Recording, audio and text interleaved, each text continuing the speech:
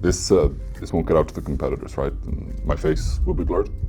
Yeah, For sure? no worries. Okay, otherwise I'm screwed.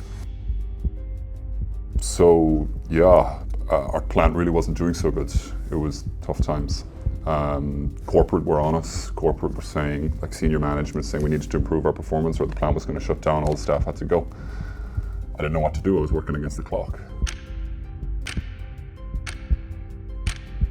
But then, it was May 1st, I'll never forget that date, we installed, after some conversations with the team there. And within days, we had all of our root cause issues identified.